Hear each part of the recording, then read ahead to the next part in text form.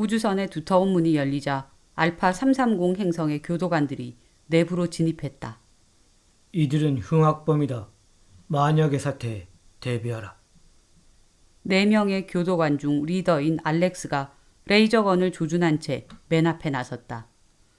우주선 안으로 거침없이 들어가던 그가 오른손을 어깨 위로 들어 올리며 대원들의 동작을 중지시켰다. 잠깐, 이게 다 뭐지? 10년 넘게 이 일을 해온 알렉스는 처음 겪는 놀라운 상황에 굳은 듯 멈춰섰다.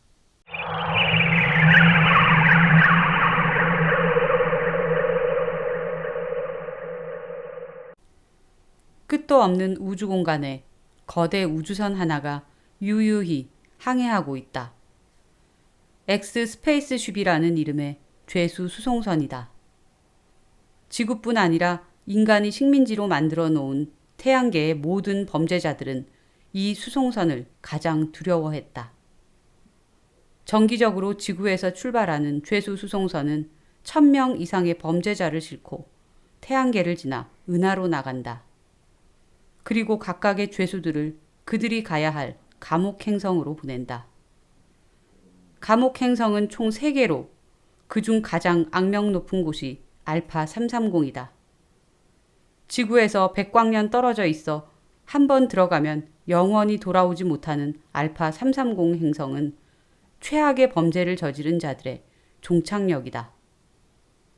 알파 330 외의 2 감옥 행성까지는 엑스 스페이스쉽이 직접 수송하지만 백광년 떨어진 알파 330까지는 따로 분리된 소형 캡슐 우주선을 이용해 죄수를 수송한다. 이번에는 단 3명의 흉악범만이 알파 330 캡슐 우주선에 탑승했고 오랜 수송 시간 때문에 모두 동면베드에 들어갔다. 적막하기 그지없는 검은 우주를 회색의 캡슐 우주선이 먼지처럼 지나고 있다.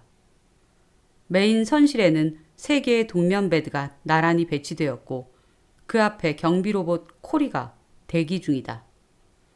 그 외에 식량 창고나 식당 등은 사용할 사람이 없으므로 활성화되지 않았다. 캡슐은 빛에 가까운 속도로 이동했지만 목적지인 알파 330에는 100년 후에나 도착할 예정이다. 예정된 경로대로 유유히 우주공간을 지나던 중 캡슐 우주선 내부의 한 곳에서 정막을 깨는 소리가 감지되었다. 바스락, 바스락. 3개의 동면베드 중 하나에서 존재할 수 없는 소리가 반복되었다. 소리에 반응한 코리는 자동으로 시스템에 로그인되었다. 경비로봇 코리, 이상 징후를 포착하고 경비 업무를 시작합니다. 코리는 동면베드에서 꿈틀대며 일어나는 제임스를 제지했다. 제임스, 당신은 특급 살인죄로 알파 330으로 이송 중입니다. 그대로 동면을 명합니다.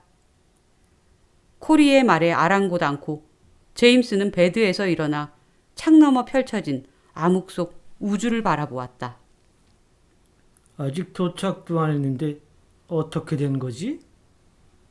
제임스는 자신에게 다가오는 코리에게 물었다. 더 움직이면 죄수이송법 3214조 사망에 의거 사살하겠습니다. 사살? 웃기고 있네? 제임스는 순식간에 몸을 날려 코리가 든 레이저건을 빼앗았다. 코리는 위협 상황이 되자 입력된 대로 2 손을 번쩍 들었다. 내 명령대로 움직이지 않는 로봇은 골칫거릴 뿐이지. 제임스는 코리의 내부 시스템을 조작해 새로운 명령체계로 재구성했다. 그는 범죄자로 전락하기 전 유능한 로봇 엔지니어였다. 이제부터 내 말만 듣겠구만. 이봐, 이제부터 내가 커리, 제임스가 명한다 라고 말할 때만 움직인다. 알겠나? 네, 알겠습니다, 제임스님. 좋았어. 커리, 제임스가 명한다.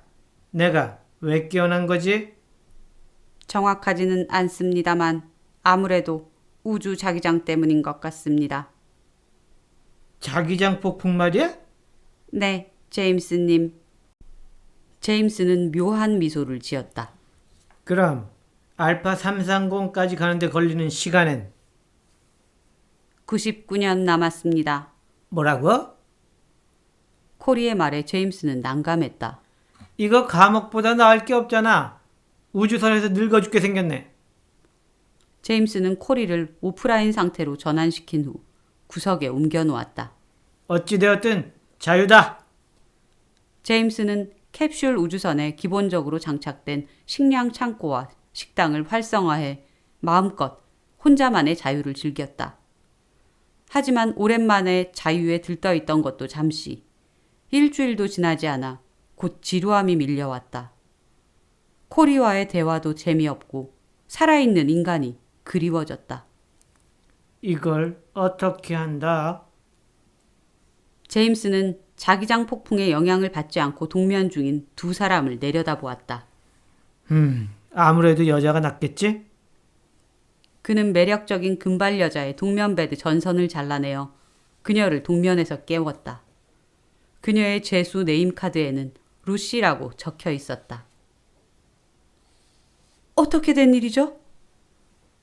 동면에서 깨어난 루시는 제임스에게 상황을 물었고 그는 자신이 그녀를 깨우기 위해 동면베드를 망가뜨렸다는 사실을 숨긴 채 자기장 폭풍의 영향으로 인한 오류라고 둘러댔다. 알파 330 행성에서 날 기다리는 사람이 있는데. 백광년이나 떨어진 감옥 행성에서 기다리는 사람이 있다고? 당신 정신이 어떻게 된 거 아니야? 그 정도 계획도 없이 실려온 당신이 더 한심하지. 거기엔 오랫동안 탈옥을 준비해온 사람들이 있다고. 난 그들과 합류해서 다시 태양계로 돌아올 계획이었어. 제임스는 고개를 절레절레 흔들었다. 아직까지 알파 330에서 탈옥한 죄수는 한 명도 없었어. 적어도 1000년 동안은 말이야. 내가 최초가 될 수도 있지. 그래서 난 꼭 알파 330에 가야 해. 이 작은 우주선에서 평생을 보낼 수는 없다고. 루시는 다시 동면베드로 들어가기 위해 이리저리 기계를 확인했지만 도통 기계가 작동하지 않았다. 저 로봇은 언제부터 저렇게 있던 거지? 루시는 오프라인 상태로 구석에 있는 코리를 가리키며 물었다. 아, 저거 망가진 로봇이야. 내가 깨어났을 때부터 저러고 있었어. 저 녀석도 자기장 폭풍에 영향을 받은 것 같은데? 두 사람은 하루 종일 일상을 공유하며 대부분의 시간을 함께했다. 루시로서는 원치 않던 상황이었지만 깨어있는 인간이라고는 둘뿐이라 곧 서로에게 적응해갔다. 자신에게 제법 살갑게 구는 루시를 보며 제임스는 점점 그녀에게 빠져들었고 루시 또한 제임스와의 관계를 거부하지 않았다. 알파 330 감옥에 가는 것보다 루시와 여기서 평생을 보내는 게 더 낫겠어. 하지만 두 사람의 관계가 가까워짐에도 루시는 틈만 나면 자신의 동면베드를 고치는 것을 포기하지 않았다. 절대 고칠 수 없다는 걸 알고 있는 제임스는 곧 그녀가 포기할 거라 생각하며 느긋하게 그녀의 마음이 돌아서길 기다렸다.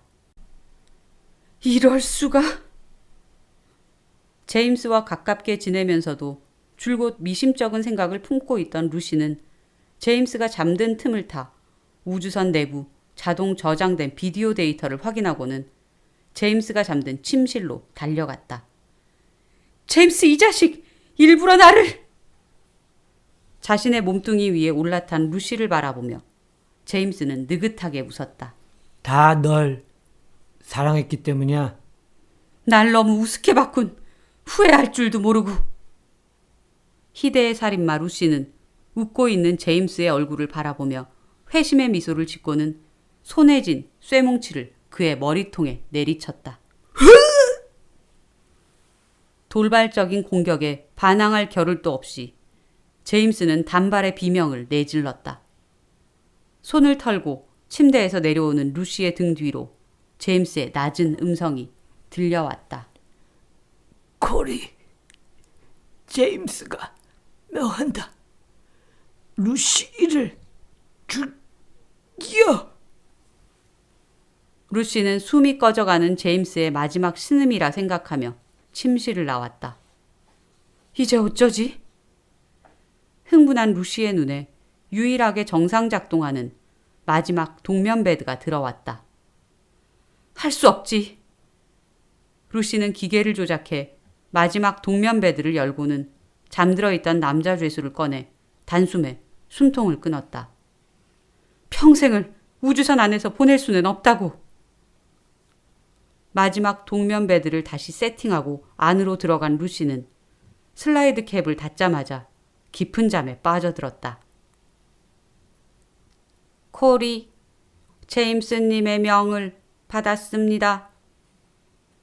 루시가 잠든 지 10분 후 제임스의 명령어를 인식한 코리가 루시의 동면 베드 앞으로 다가왔다.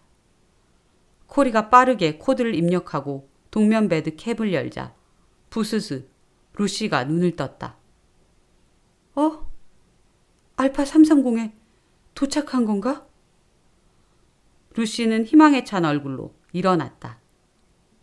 알파 330까지는 99년 남았습니다. 코리는 제임스님의 명을 수행합니다. 뭐라고? 번쩍 코리의 레이저건이 발사되자 가슴에 구멍이 뚫린 루시는 그 자리에 꼬꾸라졌다. 알파 330 행성의 교도관 알렉스는 100년이 걸려 도착한 캡슐에 생존자가 없음을 확인하고 돌아섰다. 여기는 알렉스. 알파 본부나 알아오봐. 모든 상황 클리어. 바이러스 없고 생명체 없다. 자기장 폭풍에 의한 정신 착란으로 폭동이 있었던 것 같다. 죄수 장례 절차대로 우주 소각하겠다. 뼈만 남은 세구의 시신이 간이 캡슐에 담겨 우주로 쏘아졌다. 우주 쓰레기가 된 캡슐은 끝도 없는 우주 공간을漂流하며 떠다니고 있다.